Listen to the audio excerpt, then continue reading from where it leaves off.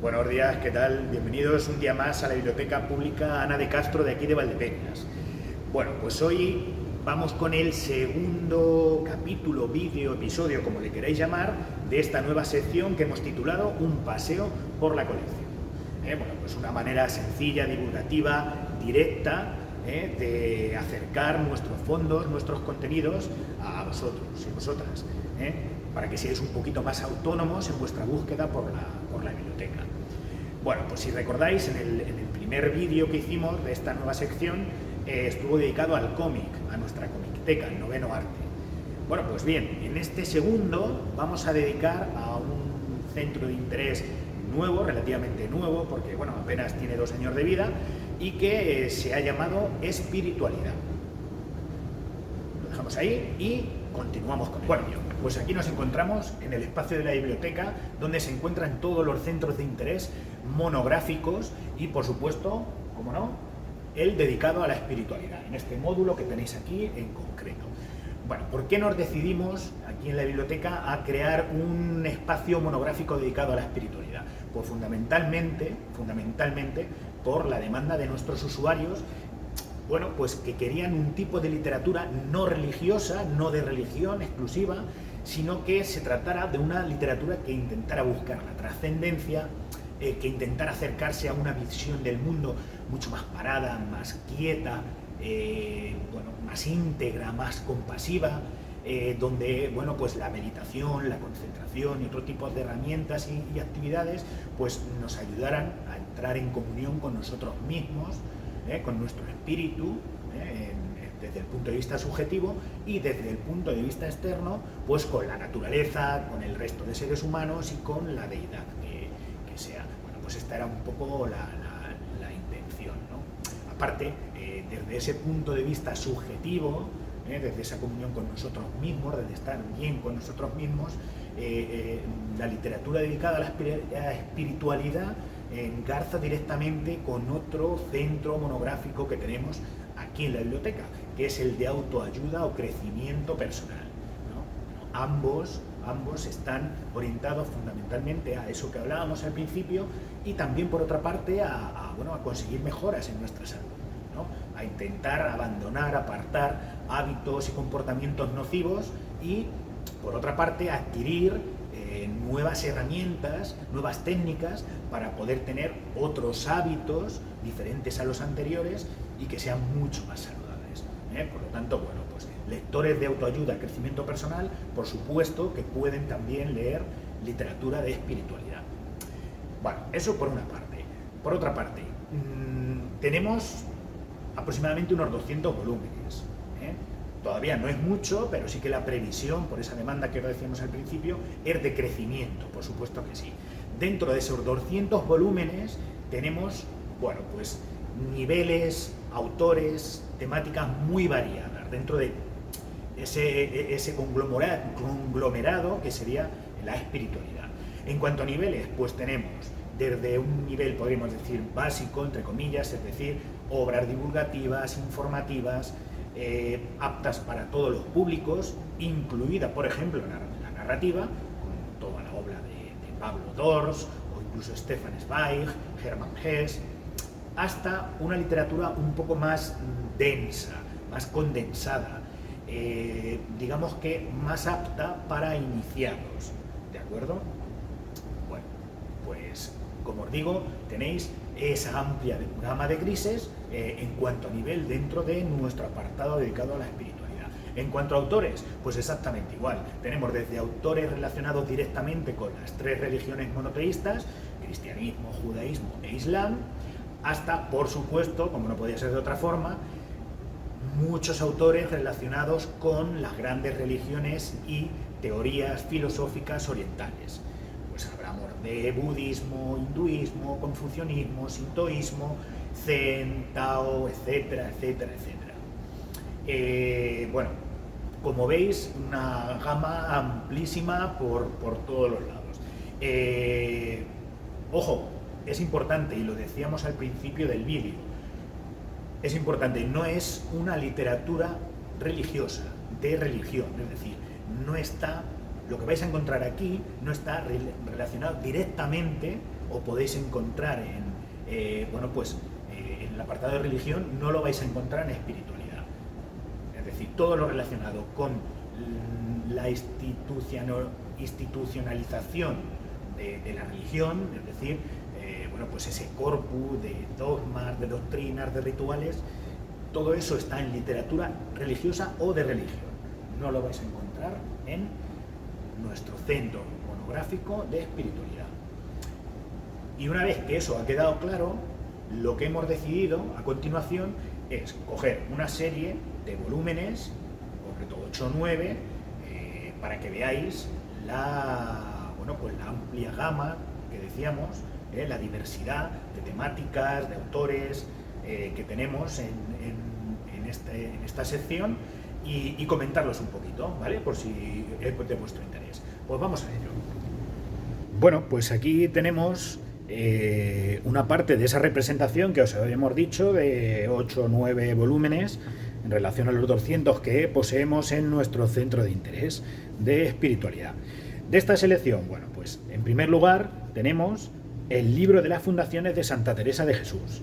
Es un libro de un periodo de madurez de esta mística cristiana en el que relata fundamentalmente su reforma carmelita y la fundación de monasterios a lo largo de todo el territorio español. No obstante de esto, aunque pudiera parecer una obra histórica, de crónica, en realidad hay un sustrato espiritual importante, hay una profunda espiritualidad.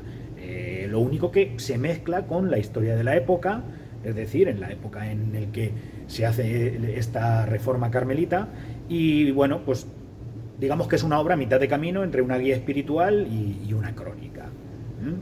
De Santa Teresa de Jesús, pues tenemos todas sus obras completas, y en este fondo de espiritualidad tenemos, por ejemplo, también las moradas.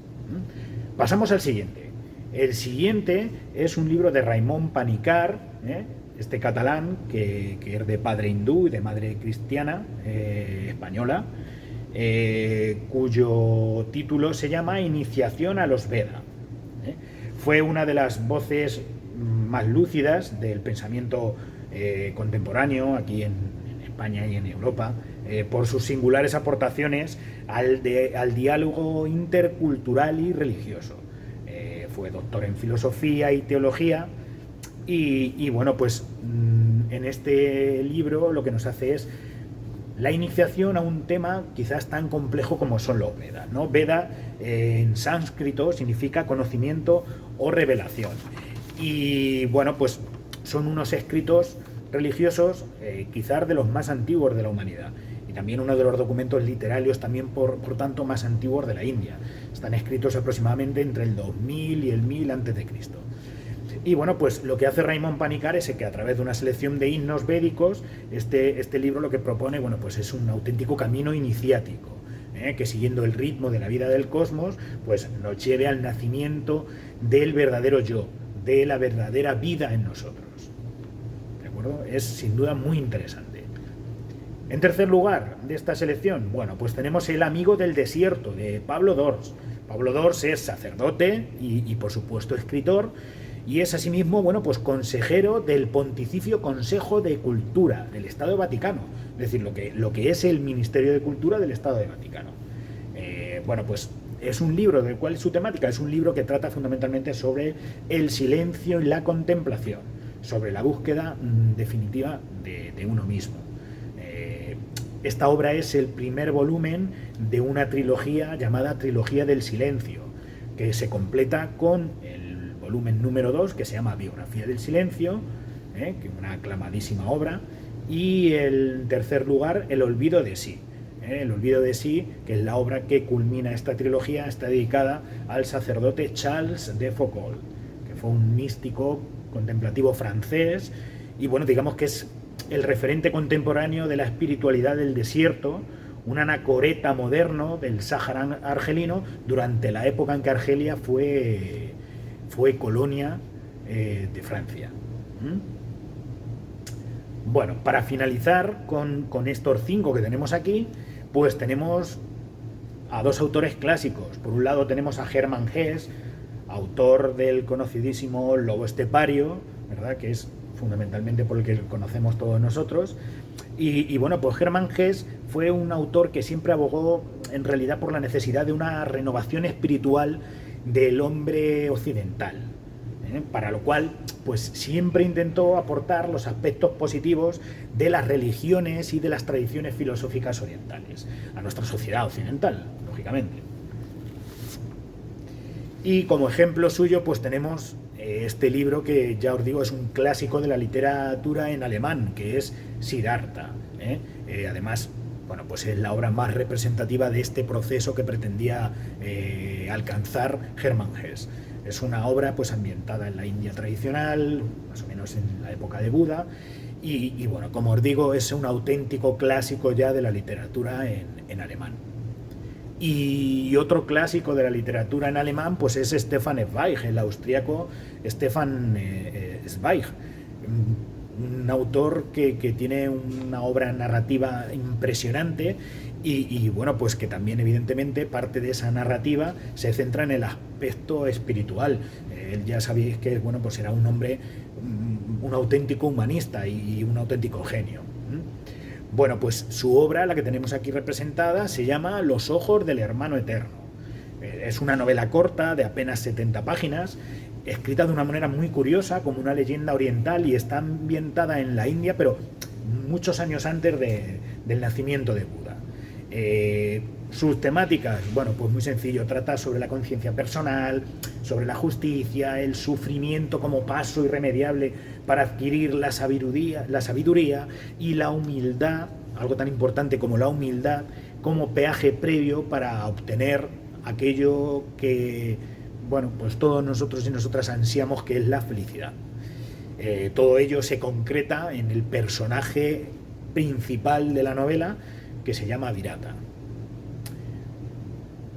Hay un dato súper curioso que decir, que relaciona directamente, no solo por la lengua en alemán, a esta obra de Stefan Zweig, Los ojos del hermano eterno, con Siddhartha de Hermann Hesse, y es que curiosamente comparten el año de publicación. Ambas obras fueron editadas en 1922. Es un dato muy curioso.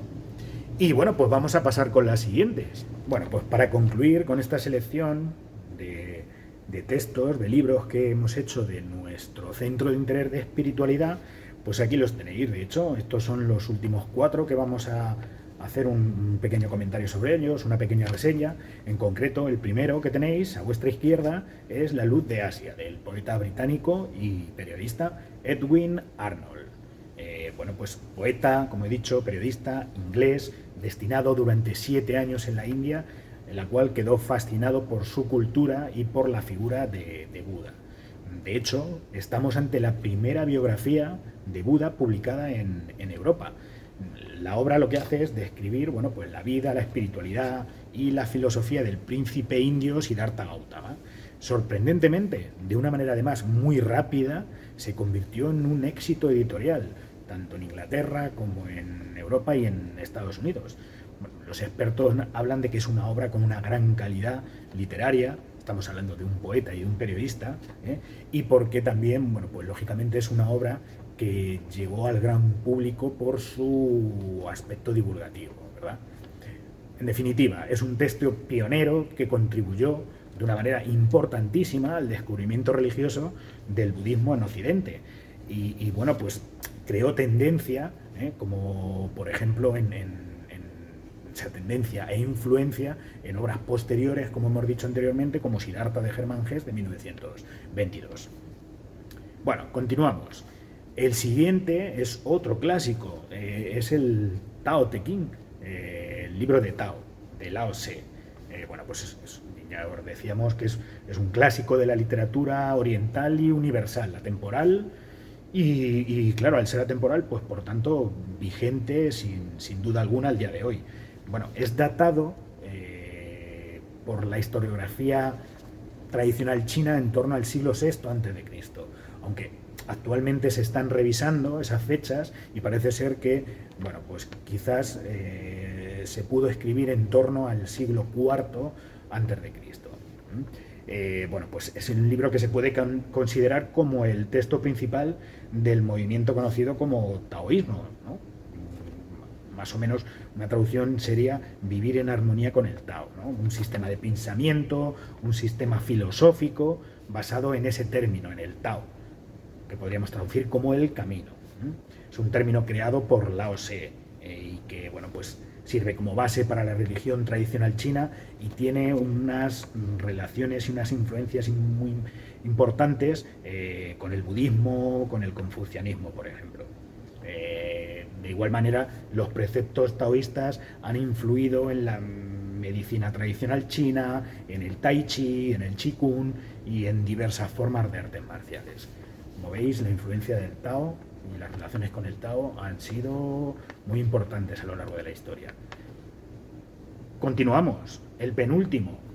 Aquí tenéis la ley de éxito, la ley del éxito de Paramahansa Yogananda.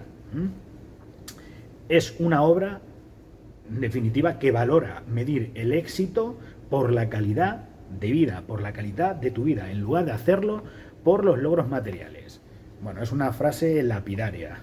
Esto es lo que, a grosso modo, bueno, pues Yogananda pretende con este pequeño librito, un libro pequeñito de muy poquitas páginas. ¿Y quién es Paramahansa Yogananda?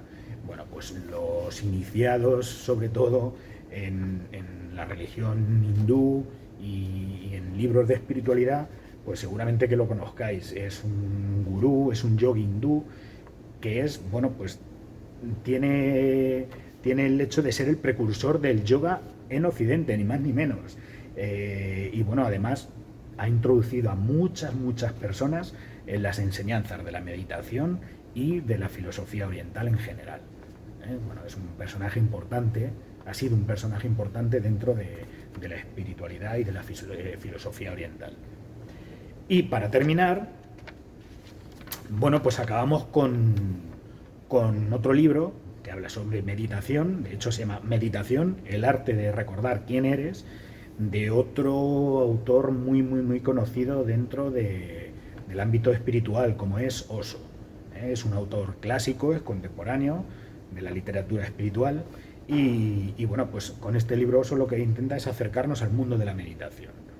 Ese conjunto de prácticas, a modo de definición, destinado a conseguir la relajación, la concentración plena, además de otros fines mucho más complejos relacionados con estados de nuestra mente y de la conciencia. Como decíamos, su autor es Osho, es un gurú indio muy controvertido, ha sido muy crítico con las religiones institucionalizadas y asimismo con la política y con los políticos, y que invita constantemente a las personas a liberarse de los condicionamientos sociales, los sistemas de creencias y los prejuicios que, según él, bueno, pues limitan mucho la capacidad de experimentar la vida en su plenitud. Esa es, grosso modo, la manera de pensar y de transmitir sus conocimientos que tiene Osho. Y bueno, pues aquí acabamos con estos 9 libros de los cuales hemos dado una breve explicación, una reseña pequeñita, y pasamos a despedirnos de este vídeo sobre el Centro de Interés de Espiritualidad. Bueno, pues como os decía hace un momentito, nos despedimos de este vídeo dedicado al Centro de Interés de Espiritualidad que tenemos aquí en la Biblioteca Pública Ana de Castro, ¿no? Este segundo capítulo, digamos, entre comillas, de esta sección titulada Un paseo por la colección. Como os dijimos al principio del vídeo, bueno, pues nuestro interés fundamentalmente era atender a la demanda de usuarios y usuarias que querían un espacio de lectura concreto dedicado a la espiritualidad. Bueno, pues al fin y al cabo es lo que hicimos, es nutrirnos de nuevos ejemplares y reubicar los ejemplares que ya teníamos, pero que estaban, bueno, pues ubicados, localizados en otras secciones de aquí de nuestra biblioteca.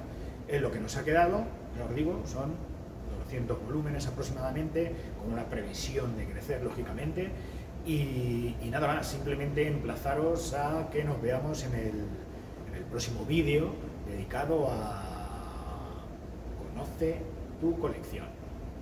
Un saludo y que seáis felices.